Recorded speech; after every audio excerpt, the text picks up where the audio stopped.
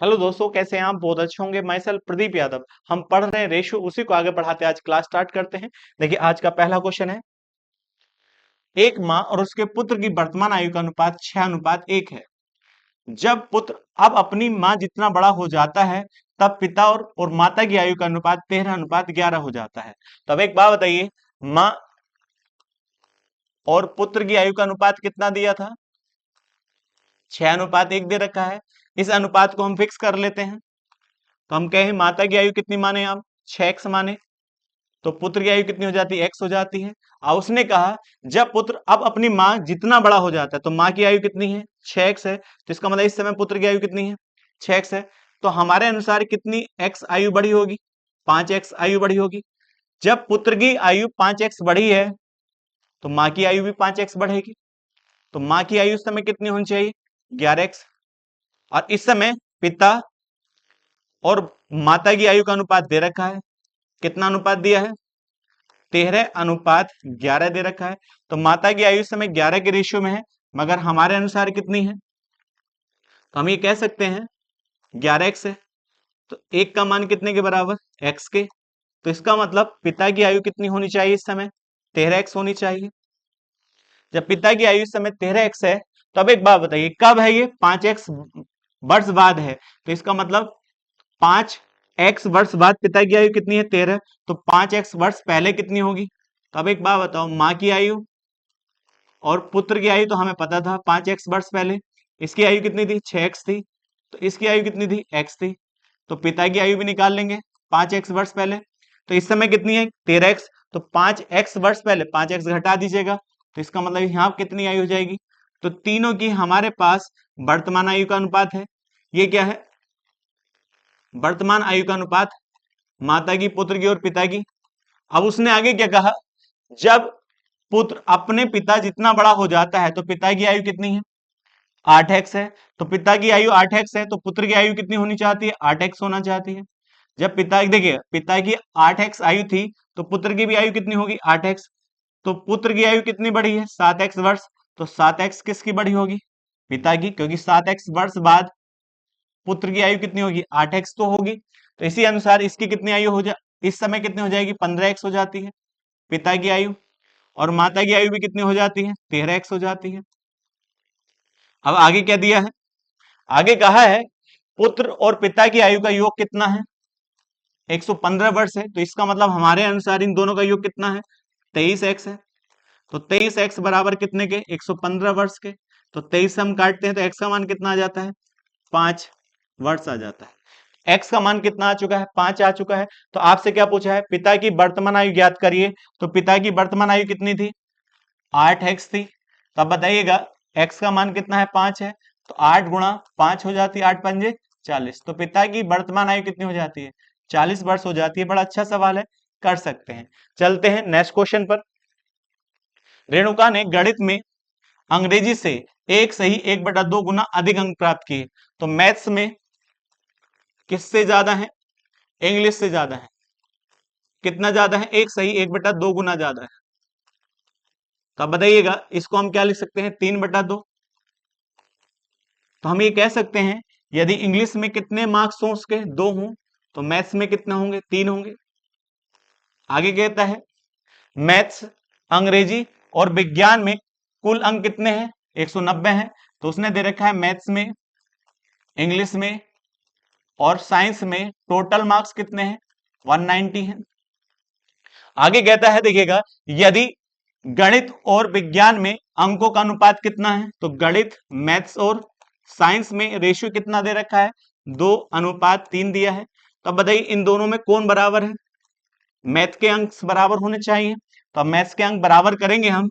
तो यहाँ पर देखिए, मैथ के कितने हैं? 3 के रेशियो में, और यहाँ 2 के रेशियो में। तो दोनों को बराबर करिए। तो यहाँ कितने गुणा कर दी? 2 से, और यहाँ 3 से। जैसे गुणा करते हैं, तो यहाँ कितना आ जाता है? 6, और यहाँ पर 4 आ जाता है। और इसी प्रकार से यहाँ क्या जाता है? 6, और यहाँ हो जाता है 9। तो बताइए, मैथ्स और इंग्लिश का 6:4 हो जाता है। मैथ्स और साइंस का कितना हो जाता है? 6:9 हो जाता है। तो कंबाइंड रेशियो निकालेंगे, तो मैथ्स, इंग्लिश और साइंस का रेशियो कितना आया है? 6:4:9 हो जाता है। तो मेरे अनुसार टोटल सम कितना है? 19 है।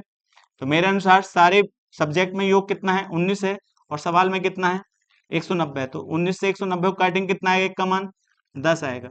एक का मान कितने के बराबर, 10 के बराबर है। तो आपसे पूछा विज्ञान में कुल अंक कितने थे, तो आप बताइएगा। विज्ञान का रेशियो कितना है 9 है, तो हम कह सकते हैं कितने होंगे 90 होंगे, और यही आपका आंसर हो जाता है। चलते हैं नेक्स्ट क्वेश्चन पर। नेक्स्ट क्वेश्चन क्या कहता है, सचिन और सहवाग के पास कुल 950 रुपए हैं। तो सचिन है और सचिन के साथ कौन है, सहवाग है, और दोनों के पास कुल कितने रुपए हैं 950 रुपए। तब एक बात बताइए, एक पर मान लेते हैं x रुपए हैं, तो हम ये मान लें कि सचिन पर कितने रुपए हैं, x रुपए हैं, तो सहवाग पर कितने होंगे 950 माइनस x रुपए होंगे। अब उसने कहा सहवाग से 250 रुपए लेने पर सचिन के पास उतनी ही राशि होगी जितनी सहवाग के पास पहले से थी। तो अब बताइए किससे लिए, सहवाग से, और हम मान ले सहवाग से लिए तो सचिन को दिए होंगे x प्लस 250, और बराबर किसके है, पहले सहवाग के पास जितनी धनराशि थी, तो 950 माइनस x के बराबर होंगे। अब इसको हम जब सोल्व करते हैं तो यहाँ कितना आ जाता है, तो आप कहेंगे 2x हो जाता है, और यहाँ 250 उधर जाकर माइनस हो जाएगा तो 700 हो जाएगा। तो अब बताइए कितना आएगा, x बराबर कितने का आएगा 350। इसका मतलब x का मान कितना है 350 है। तो सचिन के पास शुरुआत में कितने रुपए थे 350 थे, और सचिन देखिए सहवाग के पास कितना होंगे 600 रुपए होंगे। कितने रुपए 600, जब 350 घटाएंगे तो 600 बचेंगे। मगर आपसे क्या पूछा है, आरंभ में सहवाग के पास, तो आरंभ में सहवाग के पास कितने थे 600, और सचिन के पास कितने थे 350 थे। इन दोनों के बीच क्या पूछा है, अनुपात पूछा है। देखिए काट सकते हैं, 0 से 0 कटेगा, 5 से काटिए तो यहाँ 12 आएगा और यहाँ 7 आएगा, तो दोनों के बीच में अनुपात कितना होगा 12:7 हो जाता है। चलते हैं नेक्स्ट क्वेश्चन पर। किसी छात्र समूह में लड़कियों की संख्या लड़कों की संख्या का 3/4 था। तो बताइएगा किसी छात्र समूह में गर्ल्स का रेशियो और बॉयज का रेशियो किस प्रकार से दिया है, तो वो कहता है लड़कों की संख्या का 3/4 है। तो लड़कों की संख्या मान लेते हैं 3 है, तो गर्ल्स की संख्या कितनी हो जाती है 4 हो जाती है, क्योंकि 3 का 3/4 निकालते हैं तो 3 4 देखिए, तो हम कह सकते हैं कितना था, लड़कों की संख्या का 3/4 था। तो अब यह ध्यान रखिएगा, तो यहाँ लड़कों की संख्या कितनी मानी है 4, तो 4 का 3/4 करेंगे तो कितना आएगा 3 आएगा। तो इन दोनों के बीच अनुपात कितना होगा 3:4 हो जाता है। आगे कहता है यदि लड़कियों की संख्या का 2/3 भाग और लड़कों की संख्या का आधा भाग रस पसंद करते हैं, तो अब इनकी देखिएगा, इनकी संख्या को हम फिक्स कर लेते हैं। फिक्स का मतलब कोई भी वैल्यू मान सकते हैं इनके साथ। तो हमने माना इसको मान लिया 3x और इसको मान लिया 4x। इसका मतलब इसकी संख्या कितनी है 3x है, और गर्ल्स की संख्या कितनी है, सॉरी इसकी 4x और इसकी 3x है। अब उसने कहा लड़कियों की संख्या का 2/3 भाग, तो जितनी लड़कियों की संख्या थी उसकी 2/3 भाग। तब बताइएगा 3x का 2/3 निकालते हैं, तो 3 से 3 कट जाता, कितना आएगा 2x आएगा।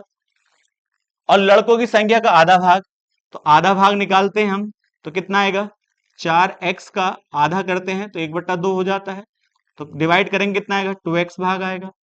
रस पसंद करते हैं, तो इसका मतलब इधर से कितनी लड़कियां रस पसंद करती हैं 2x, और लड़के कितना पसंद करते हैं 2x, तो टोटल कितना पसंद करते हैं 4x रस पसंद करते हैं। मगर टोटल छात्र कितने थे हमारे अनुसार 7x, तो 7x में से रस पसंद करने वाले छात्र कितने हैं 4x हैं, तो x काटेंगे तो कितना पसंद करने वाली संख्या होगी 4/7। तो आपसे यही पूछा है कुल लड़कियां और लड़कों की संख्या का कितना भाग रस पसंद करते हैं, तो कितना पसंद करने वाले थे 4x, कितने में से 7x में से, तो 4/7 जो होगा अनुपात होगा वह क्या पसंद करते हैं रस पसंद करते हैं, और यही इसका आंसर हो जाता है।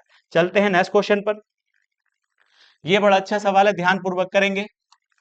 उसने कहा यदि x + 1 अनुपात x + 5 समानुपात और x + 17 अनुपात x + 53 दिया है, तब आपसे पूछा है x + 5 और 9x - 1 का मध्य अनुपात क्या होगा। देखिए इसको हम क्या लिख सकते हैं, x plus 1 upon x plus 5 बराबर एक्स प्लस 17 बटे एक्स प्लस 53 लिख सकते हैं।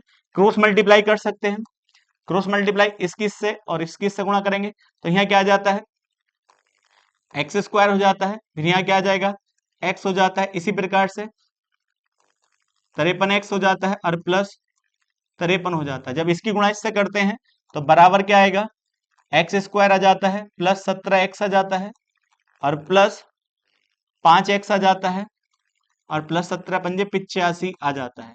अब देखिए एक्स स्क्वायर से एक्स स्क्वायर कट जाता है तो यहाँ पर कितना आएगा, तो आप कहेंगे 54 एक्स आ जाता है प्लस 53 बराबर यहाँ पर कितना आ जाता है 22 एक्स प्लस 85 आ जाता है। और जब हम इसको इधर लाकर घटाते हैं तो कितना आएगा, 32 हो जाता है। कितना आ जाता है यहाँ पर, 32 हो जाता है। जब घटाएंगे देखिए यहाँ से कितना आएगा, 32 आ जाता है। और ये जब उधर जाकर घटेगा तो आप बताइए 85 से कितना घटाते हैं हम, 53 घटाते हैं तो यहाँ पर भी कितना आता है, 32 आ जाता है। अब 32 से 32 कट जाता है तो x की वैल्यू कितनी आएगी, 1 आ जाती है। जब x का मान 1 आ जाता है तब आपसे वैल्यू किसकी पूछी है, तो हमसे पूछा है x प्लस 5 और 9x माइनस 1 का मध्यानुपात पूछा है। आप जानते हैं मध्यानुपात क्या होता है, a और b का मध्यानुपात निकाले तो हम कह सकते हैं रूट ए बी होता है।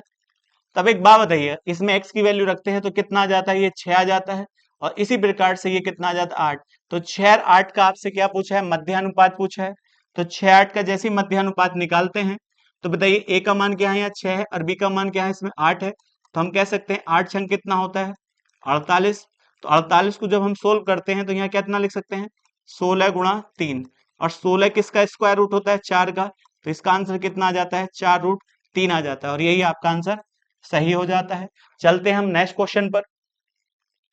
उसने कहा जॉन किसी दुकान से 3 वस्तु खरीदता है, वस्तु ए का मूल्य वस्तु बी के मूल्य का, देखिए 3 वस्तु खरीदता है, वस्तु ए का मूल्य जो है वस्तु बी के मूल्य का 2/3 के बराबर है, जबकि सी का मूल्य जो है वह बी के वस्तु के मूल्य का 3/4 के बराबर है। तब एक बात बताइए, दोनों का रेशियो निकाल लेते हैं।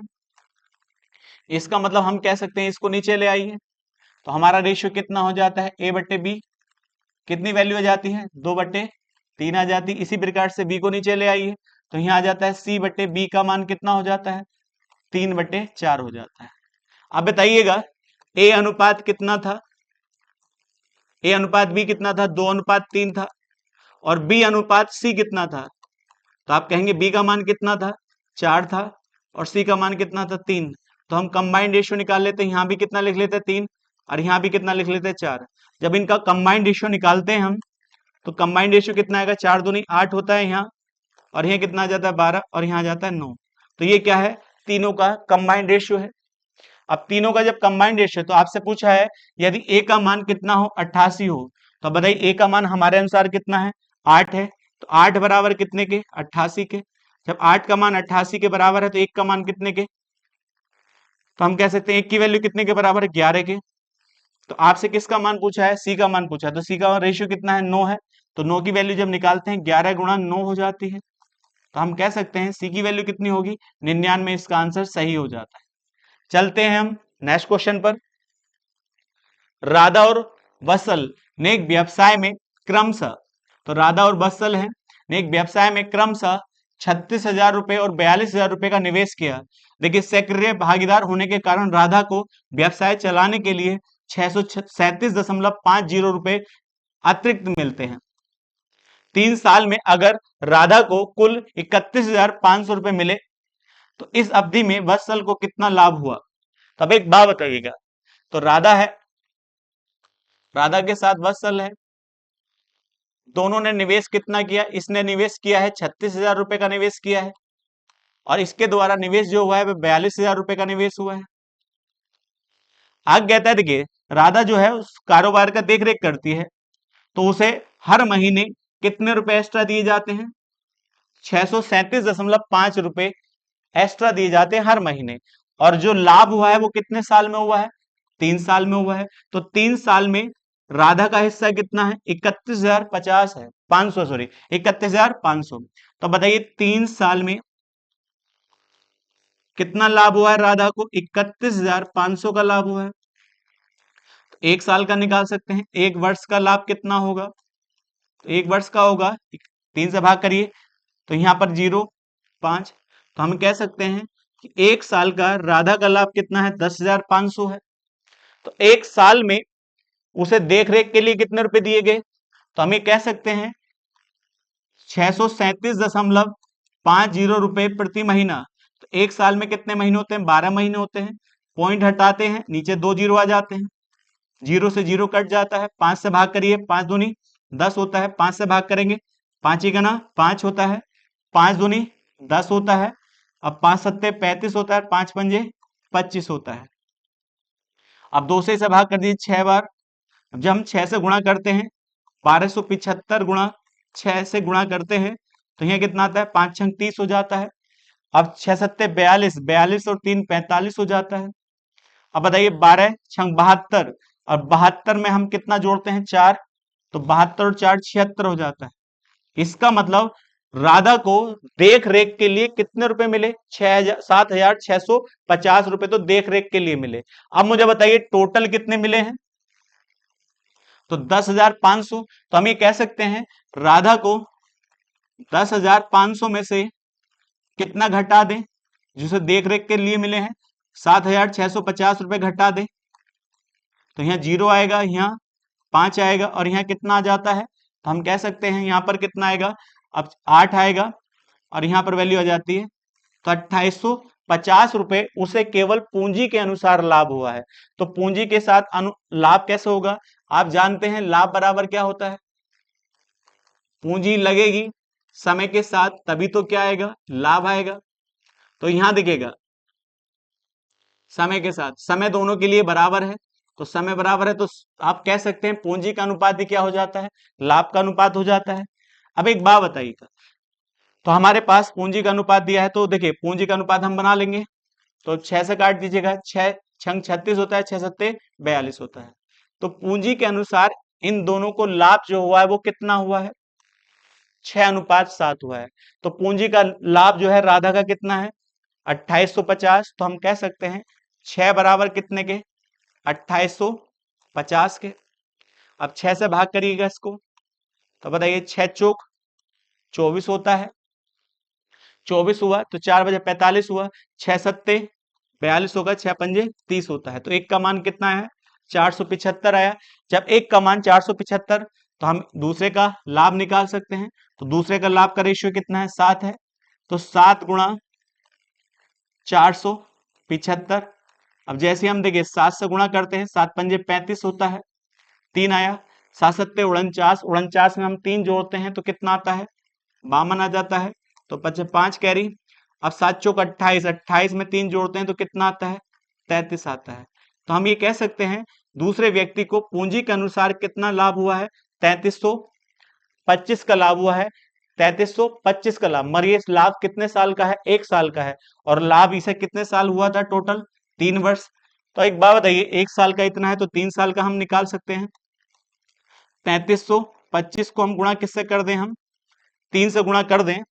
देखिएगा अब एक बात बताइए, 7 पंजे 35 होता है, 49, यहाँ 7 सत्ते 49 होता है। अब देखिएगा यहाँ 7 छंग 42 था ना, 42 होता है। तो आप कह सकते हैं 7 पंजे 35, 7 सत्ते 49, 49 में हम कितना जोड़ते हैं? 3 52 हो जाता है। अब बताइएगा, अब यहाँ 7 चौक 28, 28 और 5 कितना होता है? 33 होता है। अब किससे गुणा करें हम? 3 से गुणा करते हैं। तो अब बताओ कितना आएगा? यहाँ पर 75 आएगा और यहाँ पर 99 आ जाता है। इसका मतलब हम कह सकते हैं जो दूसरे व्यक्ति को 3 साल में जो लाभ हुआ है वो कितना है? 9,975 रुपए का लाभ हुआ है और यही आपका आंसर हो जाता है। बड़ा अच्छा सवाल है, थोड़ी सी गुणा भाग करना तो पड़ेगा। चलते हैं नेक्स्ट क्वेश्चन पर। एक संख्या का 3/5 दूसरी संख्या के 1/2 से 10 अधिक है। तो एक संख्या मान लीजिएगा, पहली संख्या x मान लो, इसका कितना? 3/5। तो 3/5 संख्या किसका? x का। अब दूसरी संख्या कितनी है? हम मान लेते हैं बाई, बाई का कितना? 1/2। से कितना अधिक है? 10 अधिक है, तो दोनों का अंतर कितना होना चाहिए? 10 होना चाहिए। अब बताइएगा, जब हम सोल्व करते हैं तो दोनों का एलसीएम कितना आएगा? 10 आएगा। तो यहाँ पर कितना आ जाता है? 6x, और यहाँ पर कितना आ जाता है? 5y, और बराबर कितने के हो जाता है? 100 के, क्योंकि एलसीएम को हम इधर ले जाते हैं। हमारे अनुसार पहली देखिए इक्वेशन ये आ जाती है। उसने कहा यदि पहली संख्या का 3/7, तो पहली संख्या कितनी थी? x थी, तो x का 3/7, और उसने में से कितना घटा दिया जाए? 8 घटा दिया जाए। उसने कहा दूसरी संख्या के, तो दूसरी संख्या के कितना? y का कितना? 1/2 से 4 कम है, इसका मतलब ये वाला कितना कम है? इससे 4 कम है, तो इसमें कितना जोड़ दो? 4, और बराबर ये कर देंगे, तो इससे एक दूसरी इक्वेशन निकालेंगे हम। जब दूसरी इक्वेशन निकालते हैं तो 3x 3/7x, अब यहाँ कितना बचेगा? -4 बराबर y/2 हो जाता है। अब बताओ, इसको इधर ले आइए, तो 3/7x माइनस के y/2 बराबर कितने के हो जाएगा? 4 के। अब एलसीएम लीजिएगा, तो 3 दूनी यहाँ क्या हो जाता है? 6। अब देखिए यहाँ क्या आ जाता है? 7y, और एलसीएम कितना था? 14। 14 को इधर ले जाएंगे, 14 चौका 56 हो जाता है। तो हमारे पास दो इक्वेशन आ जाती हैं। अब दोनों इक्वेशन को सोल्व करते हैं तो यहाँ क्या आएगा? 6x माइनस के 5y बराबर कितने के था? 100 के था। दूसरी इक्वेशन कितनी है हमारे पास? 6x माइनस के 7y बराबर हो जाता है कितने के? 56 के। अब देखिए दोनों घटाएंगे, यहाँ माइनस का यहाँ प्लस बन जाता है, यहाँ माइनस आ जाता है। जब घटता है तो यहाँ पर कितना आएगा? 2y प्लस के, और यहाँ पर आ जाता है आपके अनुसार 44 आ जाता है। अब देखिए y की वैल्यू कितनी आ जाती है? 22 आ जाती है। y का मान कितना आ जाता है? 22 आ जाता है। तो अब x का मान निकालेंगे, कोई सी भी इक्वेशन में रख दीजिएगा। जैसे ही हम यहाँ रखते हैं, जैसे मान लें y का मान कितना रखते हैं? 22, तो 22 पंजे 110 होता है, माइनस के 100, यहाँ माइनस के 110 बराबर 100 आ जाता है। यहाँ कितना आएगा? 6x आ जाएगा। इसको हम इधर ले जाते हैं, तो 6x बराबर कितने के आ जाता है? 210 के आ जाता है। तो 6 से भाग करिएगा, 6 3 18 होता है, और 6 पंजे 30, तो x का मान कितना आ जाता है? 35 आ जाता है। और y का मान कितना है? 22 है। और दोनों संख्याओं का क्या पूछा है? योग पूछा है। तो बताइए 35 और 22 को हम जोड़ते हैं तो कितना आ जाता है? तो कितना आ जाता है? यहाँ पर 57 आ जाता है, और यही आपका आंसर हो जाता है। चलते हैं नेक्स्ट क्वेश्चन पर। वो कहता है 1540 रुपए को ए, बी और सी में इस प्रकार विभाजित किया जाता है कि ए को, तो बताइएगा 1540 रुपए को 3 हिस्सों में बांटना है। किसमें? ए में भी बांटना है, बी में बांटना है, और सी में बांटना है। बांटना किस प्रकार से है? वो कहता है ए को जो हिस्सा मिले बी और सी के योग का 2/9 मिले। इसके योग का कितना? 2/9। तो हम ये कह सकते हैं इनका कितना योग हो? 9 हो। तो 9 का 2/9 निकालेंगे तो इसके पास कितना आएगा? 2 आएगा। तो दोनों के बीच अनुपात कितना हो जाता है? 2:9 हो जाता है। इसी प्रकार से वो कहता है बी को जो मिले ए और सी के योग का 3/11 प्राप्त हो, तो इसके पास योग कितना होना चाहिए? 11, और 11 का 3/11 निकालेंगे तो यहाँ कितना आएगा? 3 आएगा, नहीं आएगा? तो इन दोनों के बीच अनुपात कितना है? 2:9 है, और इन दोनों के बीच अनुपात कितना है? 3:11 है। लेकिन यहाँ पर तीनों है ए प्लस बी और प्लस सी, तो तीनों की वैल्यू यहाँ पर कितनी है? हम कह सकते हैं 11 हमारे अनुसार। और यहाँ पर तीनों की वैल्यू कितनी है? ए प्लस बी प्लस सी, तो हम कह सकते हैं 14 दी है। और हम ये जानते हैं दोनों जगह दोनों का मान बराबर होना चाहिए। बराबर कर लेते हैं। बराबर किस प्रकार से किया जाएगा? तो यहाँ भी किससे गुणा कर लो? 14 से गुणा कर लो, और यहाँ भी 11 से गुणा करो। तो बताइए जैसे ही 14 से गुणा करते हैं तो ये क्या आता है? 11 चौक 44 होता है। यहाँ कितना है? 154, और यहाँ भी कितना आ जाता है? 154 आ जाता है। अब बताइएगा जब 14 से गुणा करिए तो इसके अनुपात में भी गुणा होगी, तो 14 दूनी 28 हो जाता है, और यहाँ कितना आ जाता है? 14 नंबर कितना होता है? 126 हो जाता है यहाँ पर। इसी प्रकार से 11 से गुणा इसमें करेंगे तो 11 तिया 33 होता है, और यहाँ पर कितना आ जाता है? 121 आ जाता है। तो अब बताइए तीनों का मान कितना था? 154 था। तो 154 में से ए को कितना मिला है? 28 मिला है, और बी को जो प्राप्त हुआ है वो कितना प्राप्त हुआ है? 33 प्राप्त हुआ है। इसी प्रकार से बाकी किसे प्राप्त हुआ होगा, सी को। तो दोनों को जोड़िए, कितना आता है यहाँ पर, कितना आ जाता है, 61 आ जाता है। तो 154 में से 61 तो 2 को मिल गया है, तो 154 में से घटा लेते हैं, तो यहाँ क्या आएगा, 7 आ जाता है, सॉरी यहाँ कितना आता है, 3 आता है, और यहाँ 9 आ जाता है। तो सी को जो प्राप्त हिस्सा है वो कितना है, 93 है। तो एक बात बताओ, तीनों के पास जो हमारे अनुसार रेशियो तो निकाल लिया हमने, अब तीनों की वैल्यू कितनी है हमारे अनुसार, 154 है। तो हमारे अनुसार जो है 154 है, मगर सवाल में कितना दे रखा है, 1540 दिया है। तो इसको हम इससे डिवाइड करते हैं, तो एक की वैल्यू कितनी आती है, 10 आती है। जब एक का मान 10 आ चुका है, तो आपसे पूछा है सी का हिस्सा ज्ञात करिए, तो सी का हिस्सा कितना होगा, 930 होगा, और यही इसका सही आंसर हो जाता है। चलते हैं नेक्स्ट क्वेश्चन पर। एक संख्या के 3% दूसरी संख्या के 2% का योग, तो इसका मतलब कोई संख्या है, तो आप एक x मान लो, इस x का कितने परसेंट, 3%, दूसरी संख्या y मान लीजिएगा, तो y का कितने परसेंट, 2%। वो कहता है इनका योग पहली संख्या का 3%, दूसरी संख्या का 5% के योग का कितना है, 3/4 के बराबर है पहले वाला। यही तो कहना चाहता है। बोले परसेंट ऑफ, देखिए 3% of x plus percentage 2% of y बराबर है, देखिए किसके, 3% of x plus 5% of y. अब देखिए मल्टीप्लाई 3/4 के सवाल के अनुसार, तो देखिए यहाँ 4 क्या करता है, यहाँ पर डिवाइड करता है, तो इधर ले आइए, मल्टीप्लाई करिए, तो यहाँ कितना आएगा, 12x आ जाता है, प्लस 4 दूनी 8 वाई आ जाता है, और यहाँ पर कितना होगा, 3% of x plus 5% of y. अब देखिए x को x में से घटाइए, तो यहां जब घटाएंगे तो कितना आएगा, 9% x के, और जब हम इसको घटाते हैं यहाँ पर देखिएगा, तो यहाँ कितना है, सॉरी यहाँ पर मल्टीप्लाई नहीं हुई अभी, 3 की मल्टीप्लाई भी करनी है, यहाँ 3 की मल्टीप्लाई करेंगे तो यहाँ क्या आएगा, 9% x प्लस 5 दिया 15% वाई। जब इसको इधर लाके घटाएंगे तो यहाँ कितना आएगा, 3% x के, और बराबर यहाँ कितने के आ जाता है, 7% ऑफ वाई के। देखिए बराबर में परसेंटेज कट जाती है,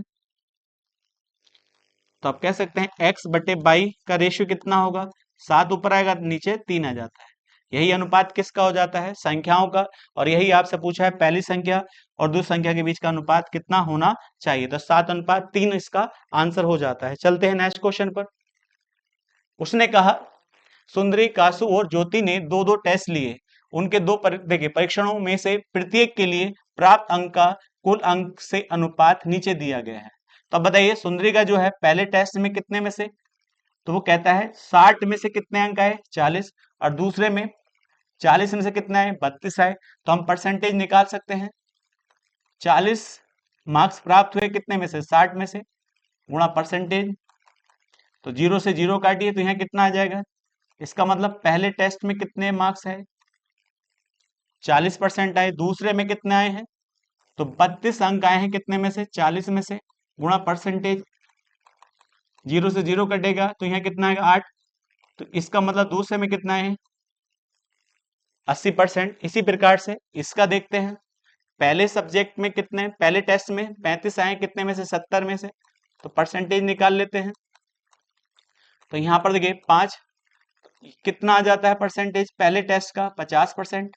इसी प्रकार से दूसरे टेस्ट के निकाल लेते हैं, तो 54 मार्क्स आए हैं 60 में से, गुणा 100, तो देखिए 0 से 0 कटेगा, इससे डिवाइड करते हैं, तो दूसरे टेस्ट में मार्क्स कितना आए हैं, 90%।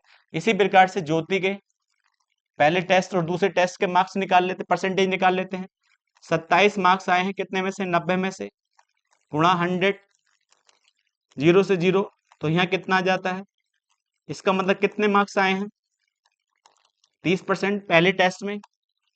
अब दूसरे टेस्ट का देखिएगा, 45 आए हैं, कितने में से, 50 में से, गुणा 100%, 0 से 0, तो हम कह सकते हैं यहाँ कितना आ जाता है, 9।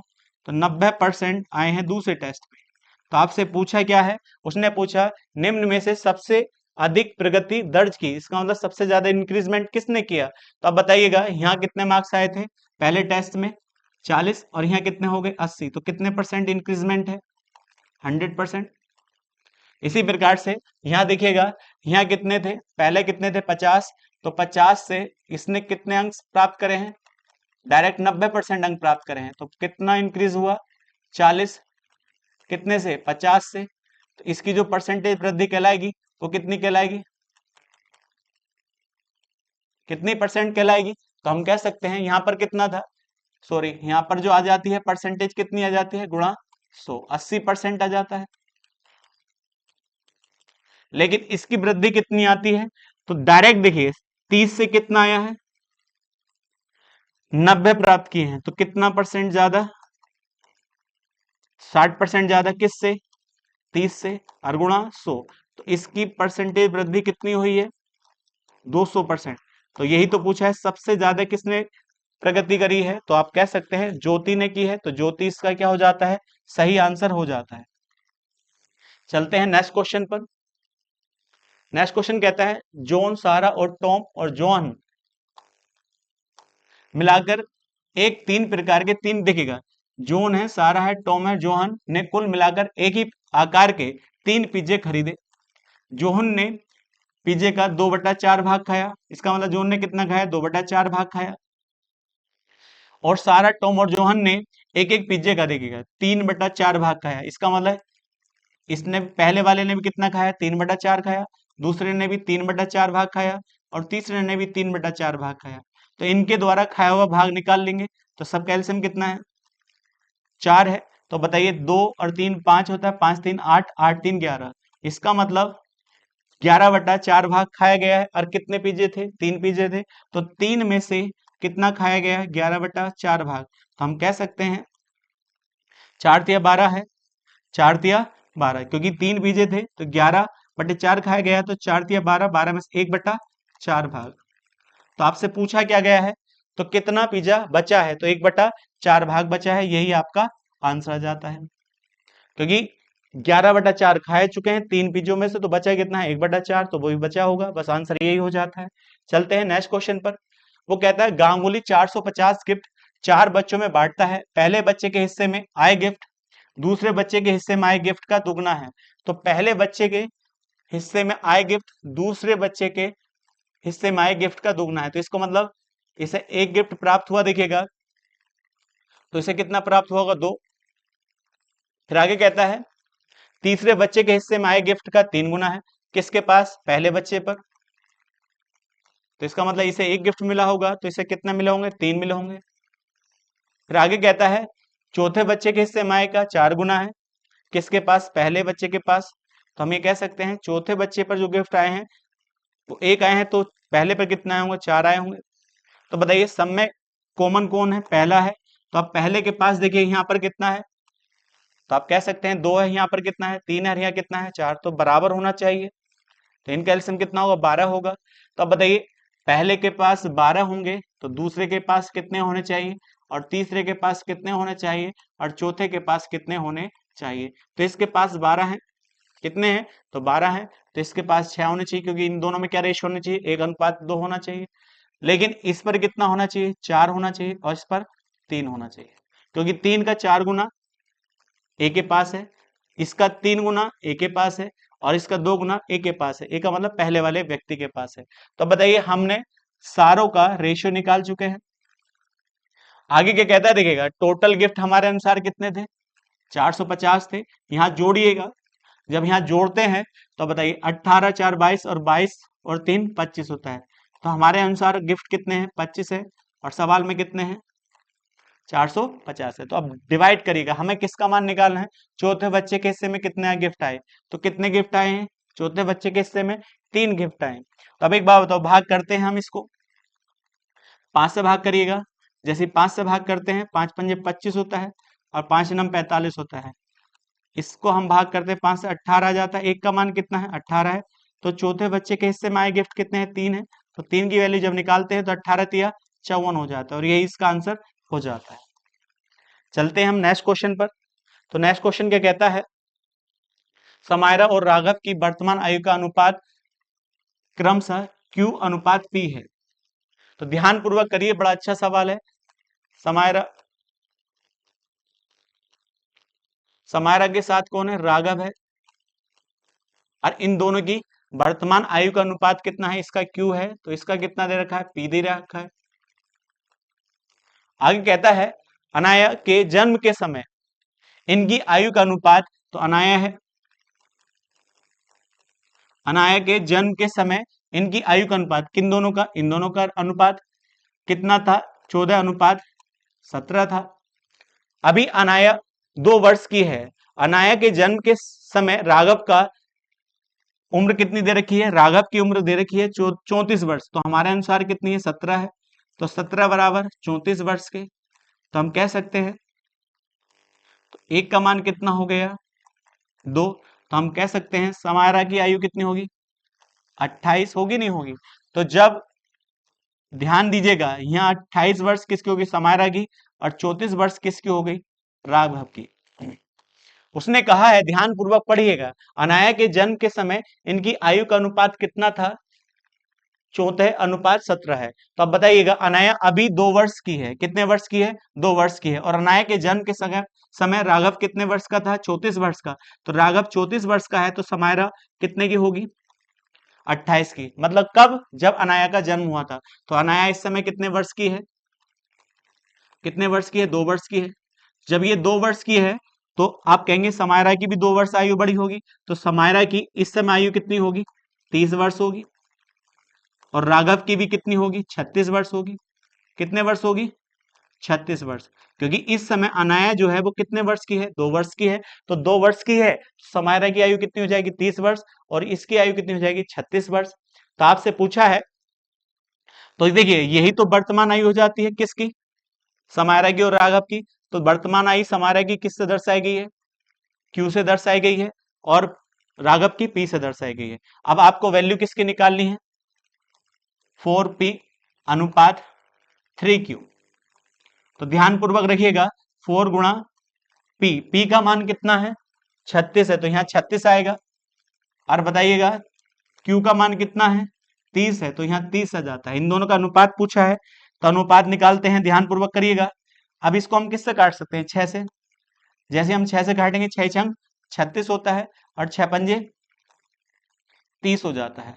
अब बताइए 3 से काट दीजिएगा, 3 दूनी 6 हो जाता है। तो यहाँ कितना आएगा? 8। और यहाँ कितना आ जाता है? 5 आ जाता है। तो 8:5 इसका सही आंसर हो जाता है। 8:5 हो जाता है। चलते हैं नेक्स्ट क्वेश्चन पर।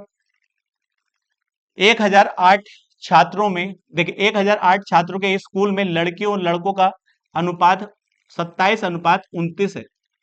इसका मतलब टोटल छात्र कितने हैं? 1008 हैं, जिसमें गर्ल्स है और बॉयज हैं। और किस अनुपात में है? 27:29 के अनुपात में। तो 27 और 29 कितना होता है? तो हम ये कह सकते हैं 56 होता है। तो हमारे अनुसार 56 है, मगर सवाल के अनुसार कितना है? 1008 है। तो 56 बराबर कितने के? 1008 के। तो 56 से हम भाग करते हैं 1008 को। तो बताइए कितनी बार जाता है? 1 बार जाएगा। तो यहाँ बचेगा 4, और यहाँ बचेगा आपका 4, और यहाँ 8। तो कितनी बार जाएगा? यहाँ पर 8 बार जाएगा। तो हम इसको डिवाइड कर सकते हैं इससे, कितनी बार? 18 बार। तो 1 का मान कितना आ चुका है? 18 आ चुका है। तो इसी प्रकार से गर्ल्स की संख्या निकाल लेंगे। तो गर्ल्स की संख्या कितनी होगी? 27 गुणा 18। और इसी अनुसार यहाँ कर सकते हैं, तो 29 गुणा 18 हो जाती है। किसकी? बॉयज की संख्या निकाल लेते हैं।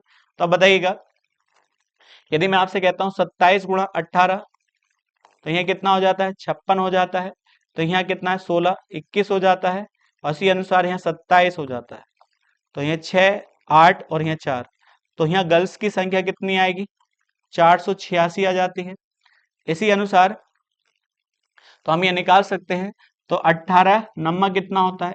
162 होता है। तो यहाँ 16 आएगा। 18 दूनी 36 होता है। तो 36 और 16 जोड़ते हैं तो कितना आ जाता है? तो 52 हो जाता है। इसका मतलब लड़कों की संख्या कितनी है? 522 है। और लड़कियों की संख्या कितनी है? तो 486 है। तो उसने पूछा है देखिएगा, यदि लड़कियां कितनी शामिल हो जाती हैं, 68 शामिल हो जाती हैं, तो लड़कियों को कितना शामिल कर दीजिएगा, 68 लड़कियां शामिल कर दीजिएगा। तो जैसे ही इसमें 68 लड़कियां शामिल करेंगे तो यहाँ कितना हो जाता है, 14 हो जाता है, और यहाँ कितना हो जाता है, 15, और यहाँ आ जाता है 554 हो जाता है। इसका मतलब इस समय लड़कियों की संख्या कितनी हो जाती है, 554 हो जाती है। अब 554 किसके बराबर होना चाहिए, छप देखिए, अब वो कहता है इनका अनुपात कितना हो जाता है, 56:59 हो जाता है। अब एक बात बताइए, कुछ लड़कियां, सॉरी लड़कियां, कुछ लड़कियां और 68 नए लड़के शामिल हो जाते हैं। ध्यान से, लड़के शामिल हुए हैं, तो यहाँ लड़के शामिल हुए हैं, ध्यान रखिएगा। तो यहाँ लड़कों शामिल करेंगे तो लड़के कितने शामिल हुए हैं, वो कहता है 68 लड़के शामिल हुए हैं। जैसे लड़के शामिल करेंगे तो यहाँ 0 आ जाता है, यहाँ 9 आ जाता है, और यहाँ 5 आ जाता है।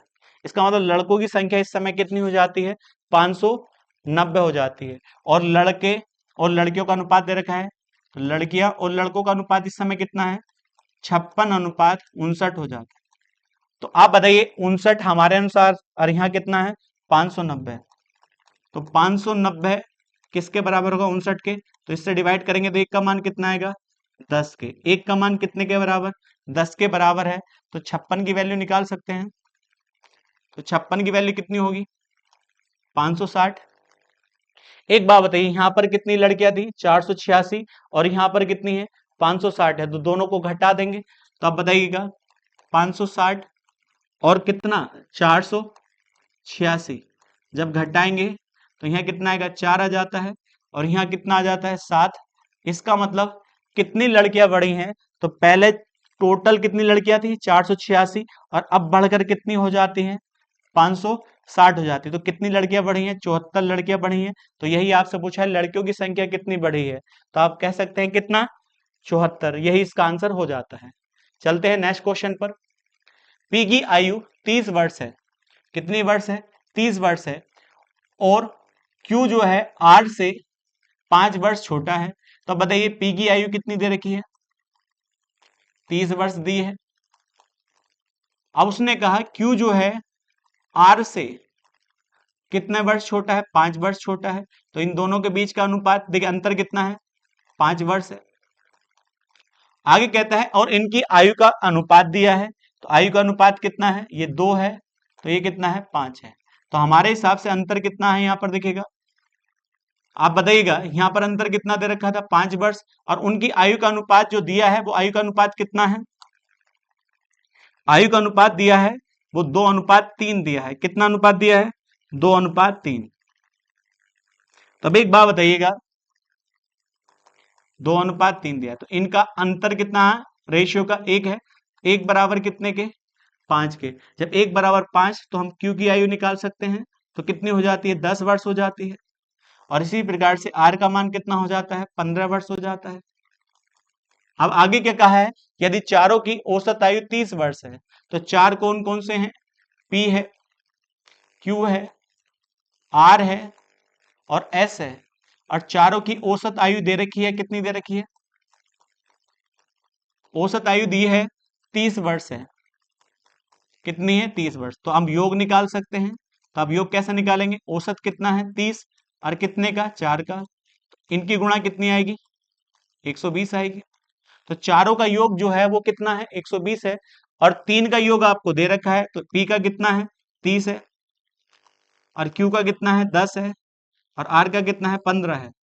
तो बताइए 10 और 30, 40, 40 और कितना जोड़े हम, 15, तो कितना हो जाता है, 55 हो जाता है। तो 3 का योग कितना है, 55 वर्ष है।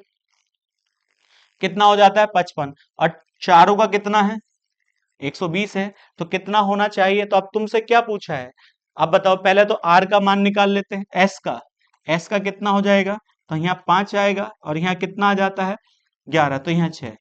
तो एस की जो आयु है वो कितनी है, 65 वर्ष है। कितनी है, 65 वर्ष। अब तुमसे क्या पूछा, आर और एस की आयु का अनुपात बताइए। तो एस की कितनी है, 65 वर्ष है, और आर की आपने निकाल रखी, आर की कितनी है, 15 वर्ष है। तो ये आर की है, ये एस की है। तो 5 से भाग करिएगा, 5 दिया 15 होता है, यहाँ कितना आएगा, 13 आता है। तो दोनों के बीच अनुपात कितना होता है? 3:13 इसका सही आंसर हो जाता है। चलते हम नेक्स्ट क्वेश्चन पर। पिता ने अपने 4 बेटों पी, क्यू और आर एस के बीच 1200 रुपए इस प्रकार बांटे कि पी को क्यू से 50 रुपए अधिक। किसको? उसने कहा पी को जो मिले क्यू से कितना ज्यादा रुपए मिले? 50 रुपए ज्यादा मिले। आगे कहता है आर और एस के बीच में किस अनुपात में बटे? 6:7 के बीच में अनुपात में धनराशि को बांटा जाए। और एस द्वारा प्राप्त राशि क्यू द्वारा प्राप्त राशि से 100 रुपए अधिक प्राप्त हो, तो एस द्वारा प्राप्त राशि क्यू से कितना ज्यादा हो? 100 रुपए ज्यादा हो। ध्यान दीजिएगा, एस द्वारा प्राप्त राशि क्यू द्वारा प्राप्त राशि से 100 रुपए अधिक हो। तो अब बताइए कहां से शुरुआत करें? तो हम यहां से मान लेते हैं एस को, देखिए एस को किस रेशियो में प्राप्त हुआ? 7 के, और आर को 6 के। इसको ही फिक्स कर लेते हैं, तो इसको कह देते हैं 6x और इसको 7x रुपए प्राप्त हुए। अब बताइएगा उसने कहा Q को जितना धन मिला है आर एस को उससे कितना ज्यादा मिला है? 100 रुपए ज्यादा मिला है। और यहां पर क्या है? Q को जितना मिला है तो P को देखिए P को उससे 100 रुपए ज्यादा मिला, 50 रुपए ज्यादा मिला है। तो अब बताइए आपके पास किसका दे रखा है? एस का दे रखा है। तो एस का कितना है? 7x है। तो इसको कितना कम मिला है? 100 रुपए कम मिला है। तो हम कह सकते हैं x माइनस के 100 रुपए किसे मिला है? क्यू को प्राप्त हुआ है। अब बताइएगा क्यू का मिल चुका है, और लेकिन क्यू को जितना मिला है पी को उससे 50 रुपए ज्यादा मिले हैं। तो बताइए इसके पास कितना है? 7x माइनस के 100 है।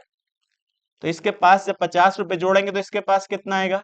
7x माइनस के 50। जब 50 जोड़ेंगे तो 100 में जब 50 जोड़ेंगे तो 50 ही तो बचेगा। अब सारे पास देखिए, सारे जो आपके पास धनराशि थी उसका रेशियो निकाल लिया आपने।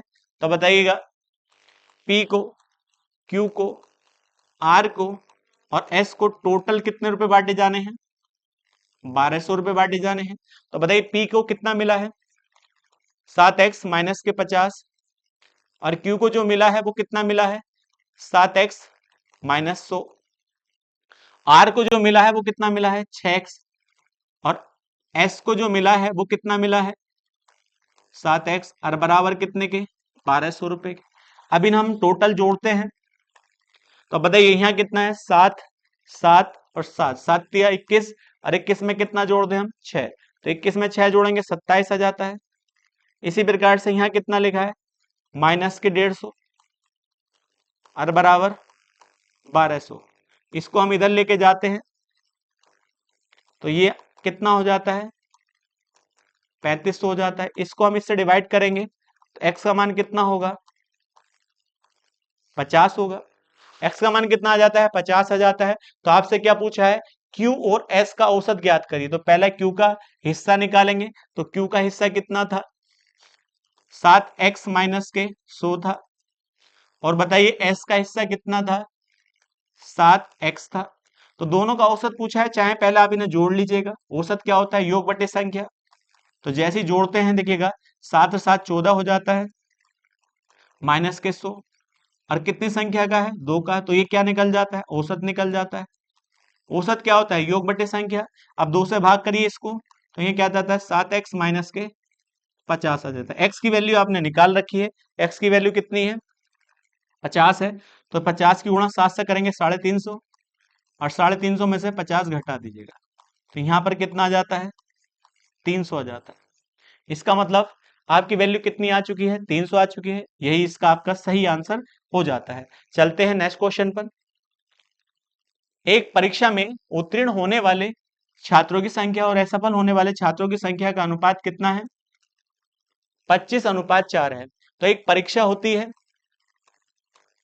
तो परीक्षा में क्या बैठते हैं? छात्र बैठते हैं। उनमें क्या होते हैं? पास होते हैं, उत्तीर्ण होते हैं, और कुछ क्या हो जाते हैं? फेल हो जाते हैं, असफल हो जाते हैं। और इन दोनों का अनुपात दे रखा है कितना है? 25:4। तो परीक्षा में जितने भी बच्चे बैठे हैं उनमें से पास हुए हैं 25 के रेशियो में और फेल हुए हैं 4 के रेशियो में। तो हम ये कह सकते हैं, तो परीक्षा देने वालों का रेशियो कितना होना चाहिए? 29 होना चाहिए। आगे ये कहता है अब इनकी वैल्यू को हम फिक्स कर लेते हैं। तो बताइएगा उत्तीर्ण होने वाले की वैल्यू कितनी मान लीजिएगा 25x, फेल होने वाले की 4x, और परीक्षा देने वालों की कितनी मान लीजिएगा 29x। आगे क्या कहता है, यदि 5 और उपस्थित होते, इसका मतलब 5 और उपस्थित होते, तो बताइए पहले कितने थे 29 थे, 29x प्लस 5 और होते तो कितने हो जाते, 29x प्लस 5 हो जाते।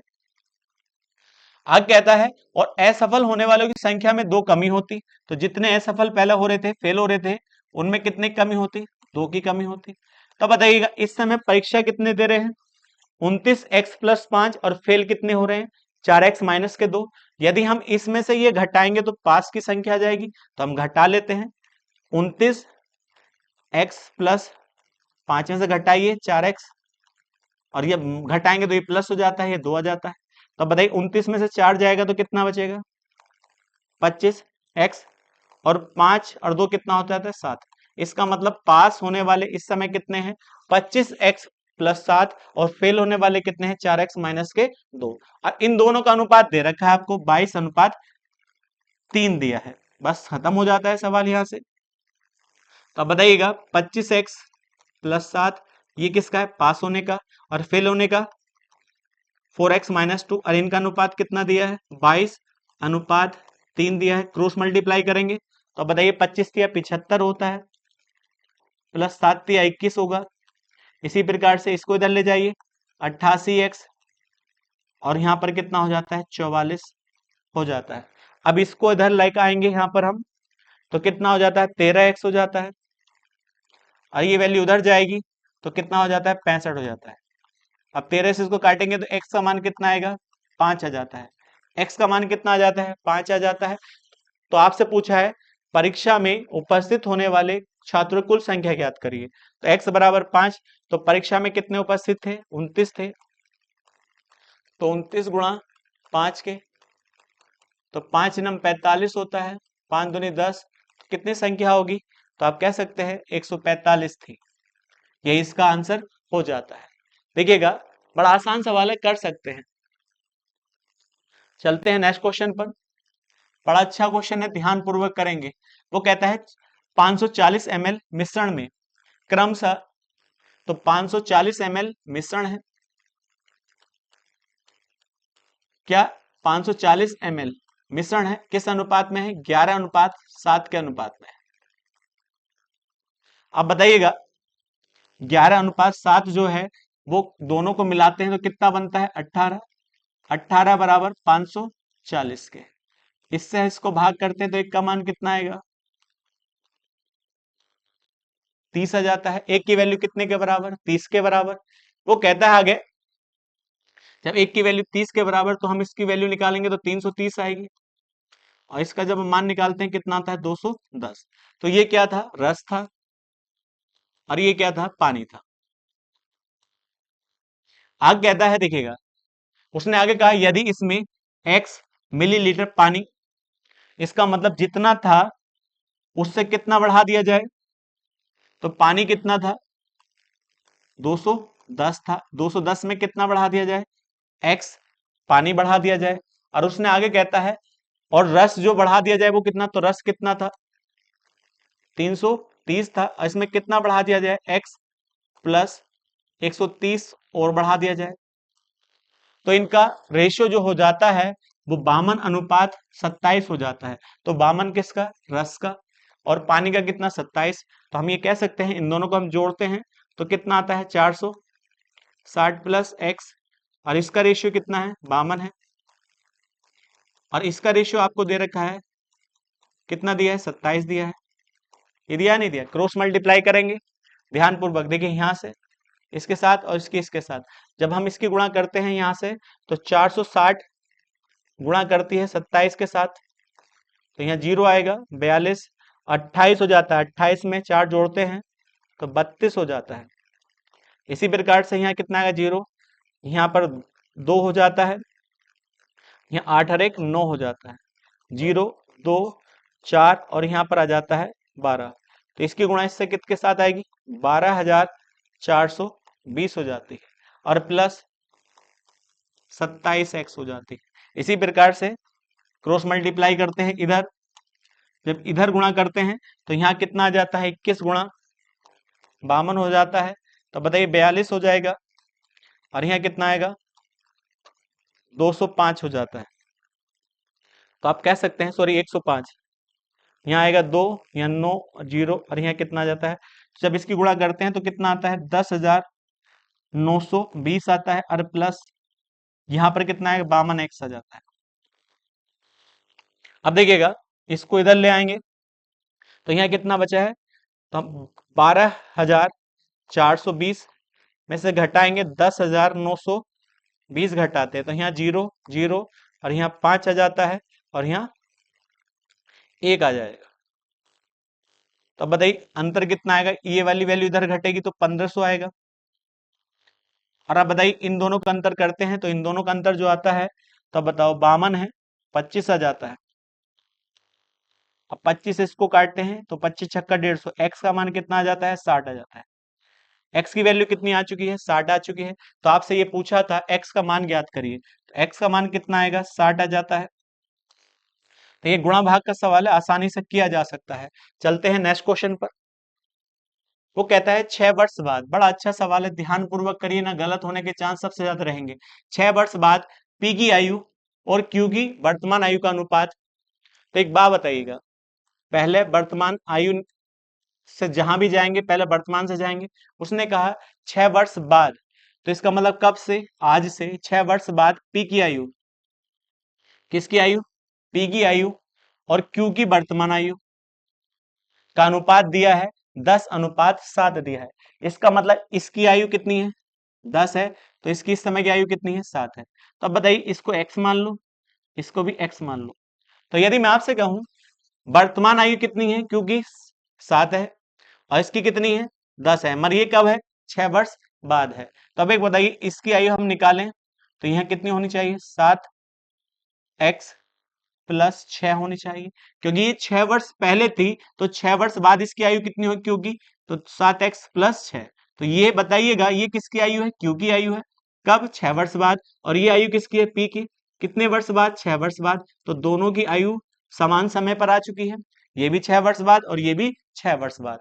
और आगे दे रखा है और पी की 6 वर्ष पहले की आयु और आर की 3 वर्ष पहले की आयु का अनुपात 3:4 है। और उसने एक लाइन दी है, ये वाली लाइन, क्यू पी से 3 वर्ष छोटा है। इसका मतलब ये कहता है क्यू जो है वो पी से कितने वर्ष छोटा है, 3 वर्ष छोटा है। तो यदि वह 3 वर्ष छोटा होगा तो वह किसी भी उम्र के पड़ाव पर 3 वर्ष छोटा होगा। तो हम ये कह सकते हैं 6 वर्ष बाद भी इनके बीच की आयु का अंतर कितना होगा, 3 ही वर्ष होगा। तो इन दोनों का अंतर हम करते हैं, तो यहाँ अंतर करते हैं तो यहाँ कितना आएगा 3x और माइनस के 6 बराबर कितना वर्ष होना चाहिए, 3 वर्ष होना चाहिए। इसको हम इधर लेके जाएंगे तो यहाँ आ जाता है 3x बराबर 9।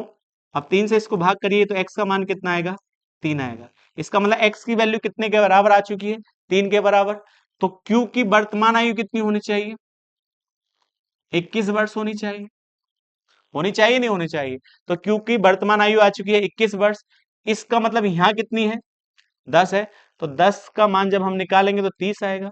मगर ये 30 जो आयु है वर्तमान आयु नहीं है, ये 6 वर्ष बाद है। तो 6 वर्ष बाद कितनी है 30 है, तो 6 वर्ष पहले कितनी होगी 24। तो ये 24 वर्ष जो आयु है वो किसकी आयु है, पी की आयु, वर्तमान आयु है। आपसे क्या पूछा है, पी और क्यू की आयु ज्ञात करिए। तो पी और क्यू की वर्तमान आयु का योग ज्ञात करना है, तो इसकी 24 है और इसकी कितनी है 21 है। तो 24 और 21 कितनी होती है 45 होती है, और ये इसका आपका आंसर हो जाता है। चलते हैं नेक्स्ट क्वेश्चन पर। उसने कहा आगे एक गांव में पुरुषों की संख्या का महिलाओं से अनुपात 5:4 है। तो एक गांव में है पुरुष है, मेल है और फीमेल है, इनका रेशियो कितना है 5:4 है। आगे कहता है देखिएगा, उसने कहा साक्षर पुरुष की संख्या और साक्षर महिलाओं की संख्या का अनुपात दे रखा है। देखिएगा पुरुष और महिला, देखिएगा लिटरेट मेल और लिटरेट जो है फीमेल दे रखी है, इनका अनुपात दे रखा है, कितना अनुपात दे रखा है 2:3 दिया है। आगे कहता है निरक्षर पुरुषों की संख्या और निरक्षर महिलाओं की संख्या का अनुपात इनलिटरेट। देखिएगा यहां पर क्या है, आगे कहता है देखिएगा निरक्षर मतलब इनलिटरेट, पुरुष है, मेल है, और यहाँ क्या है फीमेल, इन दोनों का अनुपात कितना दिया है, 4:3 दिया है। आगे दे रखा है यदि गांव में 3600 पुरुष साक्षर हैं, तो देखिएगा 3600 पुरुष क्या है साक्षर हैं, तो यहाँ पर पढ़े लिखे कितने हैं, 2 हैं, तो 2 बराबर कितने के, 3600 के। एक का मान कितने के बराबर होगा, 1800 के। जब एक की वैल्यू कितने के बराबर, 1800 के, तो महिला यहाँ कितनी होनी चाहिए, 5400। इसका मतलब पढ़ी लिखी महिला कितनी है, 5400, और पढ़े लिखे पुरुष कितने दे रखे हैं, 3600। अब बताइए टोटल जनसंख्या कितनी थी, 5:4, तो हम इसको कह सकते हैं 5 टोटल जनसंख्या पुरुषों की है और 4 टोटल जनसंख्या महिलाओं की है। इनमें से हम पढ़े हुए निकाल दें तो 5x में से कितना निकाल दें, 3600, और 4x में से हम कितना निकाल दें, 5400। तो ये बाकी संख्या किसकी होगी, देखिएगा अनपढ़ व्यक्ति की होगी, निरक्षर जनसंख्या होगी, तो यहाँ पर कितनी होगी 4, और यहाँ कितनी हो जाती है 3। क्रॉस मल्टीप्लाई करेंगे, यहाँ कितना हो जाता है 15 माइनस के 15x माइनस के, तो यहाँ जाता है 0 0, और यहाँ क्या आएगा 18, 10,800। इसी प्रकार से यहाँ गुणा करते हैं तो यहाँ क्या आएगा 16x, और माइनस के 0 0, 4 चौक 16 होता है, अब 5 चौक 20 और 1 21 हो जाता है। जब इसको हम घटाते हैं तो यहाँ क्या आएगा x आता है। अब बताइएगा यहाँ पर वैल्यू कितनी है, 21,600 में से 21,600 में से 10,800 घटा देते हैं, तो यहाँ 0 0, यहाँ 8 आएगा, यहाँ 0 आएगा, यहाँ 1 आ जाएगा, तो आप बता सकते हैं कितनी वैल्यू आएगी, 10,800 आ जाती है। तो x का मान कितना आता है, 10,800 आ जाता है। तो आपसे पूछा है गांव में महिलाओं की जनसंख्या कितनी थी, तो गांव में महिलाओं की जनसंख्या कितनी थी, 4x थी, तो 4 से गुणा कर दीजिएगा, 10,800 को किससे गुणा कर दीजिएगा, 4 से, तो बताइए 0 0, 8 चौक 32 होता है, और यहाँ कितना आ जाता है 4, तो 43,200 महिलाओं की जनसंख्या थी, और यही आपका आंसर हो जाता है। चलते हैं नेक्स्ट क्वेश्चन पर। उसने कहा 2 सेब, 4 संतरे और 6 आम की एक कटोरी, देखिए टोकरी, एक टोकरी की कीमत, उसने कहा 2 क्या है सेब है, और प्लस 4 क्या है ऑरेंज है, और प्लस 6 मैंगो है, आम है, इनकी कीमत बराबर है किसके, उसने कहा 1 सेब के प्लस 4 ऑरेंज के प्लस 8 मैंगो के, बराबर है किसके, 8 ऑरेंज की प्लस 7 आम की कीमत के बराबर। ये आपस में क्या है, बराबर है। अब ये कितने के बराबर है नहीं पता, अब इनकी कंपेयर करेंगे, तो हम कहते हैं इन दोनों को हम एक साथ ले लेते हैं, पहले दो को, तो पहले दो को हम साथ लेते हैं, तो 2a plus 4o plus 6m बराबर है 1a plus 4 orange plus 8 mango. देखिए ऑरेंज से ऑरेंज कट जाता है। अब बताइए इसको हम इधर लाएंगे तो हम कह सकते हैं 1 एप्पल बचेगा बराबर किसके, इसको हम इधर ले जाते हैं 2 मैंगो के, इसका मतलब 1 एप्पल किसके बराबर है, 2 मैंगो के बराबर है।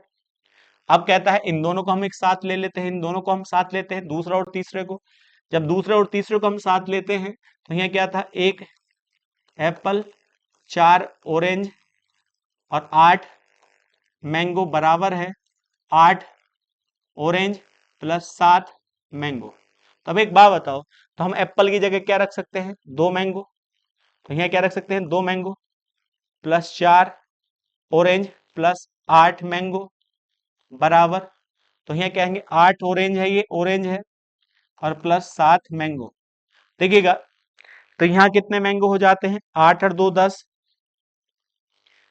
10 मैंगो, और ये 4 ऑरेंज उधर घट जाते हैं, तो वहां पर कितने बचेंगे, 4 इधर जाएंगे माइनस के हो जाते हैं, तो यहाँ पर 4 ऑरेंज बचेंगे और प्लस 7 मैंगो। इसको हम लाते हैं इधर को तो कितना बचते हैं यहाँ पर, 3 मैंगो बराबर हैं किसके, 4 ऑरेंज के। ध्यान रखिएगा। अब आगे पूछा क्या गया है, तो आम की एक टोकरी में आमों की संख्या कितनी है जिसकी लागत अन्य टोकरी के समान है। तो अब बताइए आम के अनुसार बताना है। तो अब एक बात बताओ, पहला क्या था, पहली टोकरी में क्या था, 2 Apple plus 4 orange plus 6 mango थे। तो देखिए एप्पल की जगह भी क्या रख सकते हैं आप, मैंगो रख सकते हैं। तो एक एप्पल कितने के बराबर, 2 मैंगो के, तो 2 कितने होंगे, 4 के। तो यहाँ पर कितना लिखा जा सकता है, 4 मैंगो लिखे जा सकते हैं। अब 4 ऑरेंज भी कितने के बराबर हैं, तो हम कह सकते हैं 3 मैंगो के। तो यहाँ भी मैंगो लिखे जा सकते हैं, और यहाँ ऑलरेडी मैंगो हैं। तो आप टोटल जोड़िएगा तो कितने के बराबर होंगे, तो अब बताइए 6 और 4 10 3 13। इसका मतलब कितने मैंगो के बराबर होगी एक टोकरी, 13 मैंगो के बराबर होगी। तो आपसे यही पूछा है, तो उसने पूछा है आमों की एक टोकरी को आम की संख्या कितनी होगी, तो एक टोकरी में आमों की संख्या कितनी होगी, 13 एम के बराबर होगी। तो यही आपका आंसर हो जाता है। चलते हैं नेक्स्ट क्वेश्चन पर। नेक्स्ट क्वेश्चन कहता है नीता और गीता की एक साथ एक दिन की आय सीता द्वारा अकेली 6 दिन में अर्जित आय के बराबर है। तो बताइए नीता है, नीता की एक दिन की प्लस उसके साथ गीता की। उसने कहा नीता और गीता की एक साथ एक दिन की आय जो है सीता द्वारा अकेले 6 दिन में अर्जित की गई आय के बराबर है। इसका मतलब इन दोनों की एक दिन की आय किसके बराबर है, सीता की 6 दिन में अर्जित की गई आय के बराबर है। आगे देखिए यहां से हम किसका मान निकाल लेते हैं, हम नीता का मान निकाल लेते हैं। तो गीता बराबर क्या हो जाएगा, 6 सीता माइनस के नीता हो जाता है। आगे कहता है सीता और नीता, तो सीता है और इसके साथ क्या है, नीता है। सीता और नीता की एक साथ एक दिन की आय गीता द्वारा अकेले 2 दिन में अर्जित की गई आय के बराबर है। तो इसका मतलब इसकी आय किसके बराबर है, गीता की 2 दिन की आय के बराबर है। तो अब बताइए जैसे ही हमने n का मान ऊपर निकाला था तो हम यहाँ रख सकते हैं। देखिएगा n का मान निकालना था, n का मान निकालना था यहाँ पर। तो यहाँ क्या आ जाता है, 6 सीता माइनस के गीता, ये आ जाती है। जैसे हम यहाँ n का मान पुट करेंगे तो यहाँ क्या आ जाता है, सीता प्लस 6, यहाँ कितना आ जाता है, सीता माइनस के गीता बराबर। अब बताइए ये कितना हो जाता है, 7 एस, और यहाँ पर कितना हो जाता है, 3 गीता हो जाता है। इन दोनों का रेशियो निकालेंगे तो कितना आएगा, 3/7 आ जाता है। अब आपसे पूछा क्या गया है, ध्यान पूर्वक करेंगे, सबसे अधिक कमाने वाले व्यक्ति, तो सबसे ज्यादा कौन कमाता है, ध्यान रखिएगा, किसके, 2 दिन में अर्जित की गई आय के बराबर है। अब आपसे बताइएगा तो सबसे ज्यादा और सबसे कम आय कमाने वाले व्यक्ति की दैनिक आय का अनुपात, तो आप बता सकते हैं कितना आएगा, 3:7 आएगा। तो 3 अनुपात क्या आएगा, 7। तो अब एक बात बताओ, यहाँ क्या आएगा, 7 आएगा और यहाँ क्या आएगा, 3 आएगा। तो सबसे ज्यादा क्या होगी, 7 होगी, और दूसरी कितनी हो जाएगी, 3। यही इसका सही आंसर हो जाता है। चलते हैं नेक्स्ट क्वेश्चन पर। उसने कहा एक व्यक्ति एक्स कुछ कलम 6 बच्चे ए बी सी डी ई और एफ में बांटना चाहता है। यदि ए को मिले कलमों की संख्या बी को मिले कलमों की संख्या से दुगना है, तो ए को जो मिले हैं वो बी से क्या है, दुगने हैं। तो इसे एक मिले तो इसे भी दुगना मिला है। लेकिन सी से क्या है, किसके पास, ए के पास कितना है, 3 गुना है, तो इसे 1 मिला है, तो ए को कितना मिला है, 3 मिला है। इसी प्रकार से ए को किससे, डी से 4 गुना मिला है, तो ये 4 मिला है, तो इसको ए मिला है। इसी प्रकार से ए को किससे, ई से कितना गुना मिला है, 5 गुना मिला है, तो ये 5 होना चाहिए। और इसी प्रकार से ए को मिला है एफ से कितना गुना मिला है, 6 गुना मिला है। सबकी कंपेयर किससे की गई है, ए से की गई है। तो हम देखिएगा तो सब में कॉमन कौन है, ए कॉमन है, तो यहाँ ए को 2 मिला है, यहाँ 3 मिला है, यहाँ 4 मिला है, और यहाँ 5 मिला है, और यहाँ 6 मिला है। तो अब एक बात बताओ, एक साथ हम रेशियो लिखना चाहें तो हम कह सकते हैं या तो इनका एलसीएम निकाल लीजिएगा, एलसीएम निकाल लीजिए, या कह सकते हैं ए को मिला है बी से दुगना, सी से 3 गुना, किससे गुना, 3 गुना। तो अब देखिएगा ए को मिला है किससे, बी से दुगना, तो बी से 2 से गुणा करेंगे तभी बराबर होगा। सी से 3 गुना, 3 से गुणा कर दीजिए भी बराबर हो पाएगा। यहाँ पर कितना है 4 गुना डी से, इसी प्रकार से 5 गुना ई से, देखिएगा, और यहाँ पर एफ से कितना है 6 गुना है, और ये हो जाता है। अब बताइएगा सारे के सारे बराबर है तो किसी ना किसी के बराबर तो होंगे, तो अब यहाँ पर एलसीएम ले लीजिएगा। यहाँ पर कितना, एक है, 2, 3, 4, 5 और 6, इन सब का एलसीएम कितना आएगा 60 आएगा। तो 60 होने के लिए यहाँ पर क्या आएगा 60 गुणा होनी चाहिए, 60 होने के लिए बी का मान कितना होना चाहिए 30 होना चाहिए। इसी प्रकार से यहाँ कितना होना चाहिए 20 होना चाहिए। इसी प्रकार से यहाँ 15 होना चाहिए, 15 चौका 60, और इसी प्रकार से यहाँ 12 होना चाहिए, और यहाँ कितना होना चाहिए 10 होना चाहिए। तो आपके पास A B C D E F का अनुपात आ चुका है। अब आपसे क्या पूछा है, तो एक बात बताइए, उसने पूछा है एक्स को न्यूनतम कितने कलम खरीदने चाहिए ताकि हर एक को कलमों की संख्या सम संख्या में मिले। तो अब एक बात बताइएगा, तो यदि मैं आपसे कहता हूं यहां पर आप बताइएगा यहां पर कितना है, यहाँ कितना है 60 है, तो ये भी क्या है सम संख्या है 60 है। लेकिन यहाँ कितना है 30 है, यहाँ कितना है 20 है, और यहाँ कितना है 15 है, और यहाँ कितना है 12 है, और यहाँ कितना है 10 है। बस एक संख्या ऐसी है जो 15 विषम संख्या है, तो इसको क्या कर दीजिए दुगना कर दीजिएगा। जैसे दुगना करोगे तो यहाँ कितना हो जाता है 120 हो जाता है, यहाँ 60 हो जाता है, यहाँ कितना हो जाता है 40 हो जाता है, और यहाँ 30 हो जाता है, और यहाँ पर कितना हो जाता है 24 हो जाता है, और यहाँ पर 20। इसका मतलब हर बच्चे को जो मिले पेन है अब सम संख्या में, पहले सम नहीं थे क्योंकि डी के पास 15 पेन आ रहे थे, अब क्या है हर बच्चे को सम संख्या के रूप में पेन मिलते हैं। तो पहले इन सबको हम जोड़ते तो ऊपर कितना आता है 147 आता है, कितना आता है 147, और 147 का दुगना करा है हमने, तो ये कितना होगा 294 होना चाहिए। तो आंसर क्या हो जाता है 294, इसका सही आंसर हो जाता है। चलते हैं नेक्स्ट क्वेश्चन पर। देखिए बड़ा अच्छा सवाल है, एग्जाम में बहुत बार पूछा जाता है। वो कहता है जब 43, 38 और 11 और 40 में से प्रत्येक से x घटाया जाता है, तो जब समान रूप से घटाया जाता है, पहले 43 है, दूसरी कितनी है 38 है, तीसरी क्या है 11 है, और फिर 10 है। समान रूप से x घटाया जाता है, तो हम कहते हैं जब समान रूप से कोई संख्या घटाई जाती है तो ये a है, ये b है, ये c है, और ये d है। तो आप फॉर्मूले का इस्तेमाल कर सकते हैं। किस प्रकार से फॉर्मूले का इस्तेमाल करेंगे, देखिएगा ए डी माइनस के यहाँ क्या आ जाता है बी सी अपॉन ए प्लस डी माइनस के बी प्लस सी। देखिएगा पहले की और लास्ट की गुणा करते हैं, और तीसरे की और दूसरे की गुणा करते हैं, जिनकी गुणा करी है उन्हें जोड़ते हैं, बीच में माइनस आएगा, तो इससे आप जो संख्या घटाई गई है वह आप आसानी से निकाल सकते हैं। तो अब बताइए यहाँ क्या आएगा 43 गुणा 10 आ जाता है, और इसी प्रकार से यहाँ पर कितना आएगा 38 गुणा 11 आ जाता है, और इसी प्रकार से जो नीचे आएगा तो जब इन्हें जोड़ते हैं तो यहाँ कितना आएगा 53 आएगा, और यहाँ पर जो वैल्यू आती है वो कितनी हो जाती है 49 हो जाती है। अब देखिएगा जब हम यहाँ निकालते हैं तो ये कितना आ जाता है 430 आ जाता है, माइनस के तो 38 गुणा 11, 11 से गुणा करेंगे तो क्या आएगा 38 आएगा, यहाँ भी 38 आ जाता है, तो 8 आता है, यहाँ 1 आ जाता है, यहाँ 418, तो यहाँ कितना आएगा 418 आएगा। अब जब यहाँ 418 आ जाता है तो नीचे कितना आएगा, तो नीचे घटाएंगे तो कितना आता है 4 आता है, तो ऊपर आएगा 12/4। इसका मतलब जो संख्या समान रूप से घटाई गई है उसका मान कितना होना चाहिए 3 होना चाहिए। इसका मतलब 3 किसका मान है x का मान है।